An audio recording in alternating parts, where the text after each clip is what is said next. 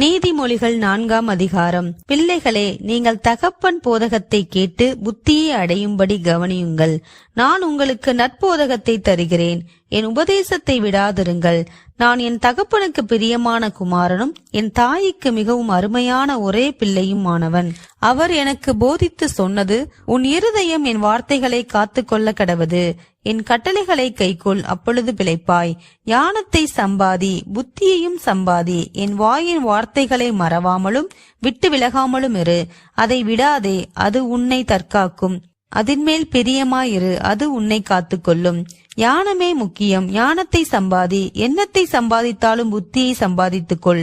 நீ அதை மேன்மைப்படுத்து, அது உன்னை மேன்மைப்படுத்தும். நீ அதை தழுவிக்கொண்டால் அது உன்னை கனம் பண்ணும். அது உன் தலைக்கு அலங்காரமான முடியை கொடுக்கும். அது மகிமையான கிரீடத்தை உனக்கு சூட்டும். என் மகனே கேள், என் வார்த்தைகளை ஏற்றுக்கொள், அப்பொழுது உன் ஆயுசின் வருஷங்கள் அதிகமாகும். ஞான மார்க்கத்தை நான் உனக்கு போதித்தேன், செவ்வையான பாதைகளில் உன்னை நடத்தினேன். நீ அவைகளில் நடக்கும்போது உன் நடைகளுக்கு இடுக்கண் உண்டாவதில்லை. நீ அவைகளில் ஓடினாலும் இடரமாட்டாய். புத்திமதியை உறுதியாய் பற்றிக்கொள், அதை விட்டு விடாதே. அதை காத்துக்கொள், அதுவே உனக்கு ஜீவன். துன்மார்க்கருடைய பாதையில் பிரவேசியாதே, தீயோருடைய வழியில் நடவாதே. அதை வெறுத்துவிடு, அதன் வழியாய் போகாதே. அதை விட்டு விலகி கடந்து போ. பொல்லாப்பு செய்தால் ஒழிய அவர்களுக்கு நித்திரை வராது. அவர்கள் யாரையாகிலும் விழப்பண்ணாதிருந்தால் அவர்கள் தூக்கம் கலைந்து போகும். அவர்கள் ஆகாமியத்தின் அப்பத்தை புசித்து கொடுமையின் ரசத்தை குடிக்கிறார்கள்.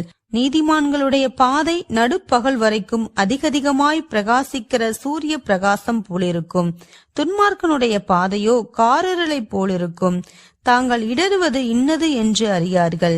என் மகனே, என் வார்த்தைகளை கவனி, என் வசனங்களுக்கு உன் செவியை சாய்.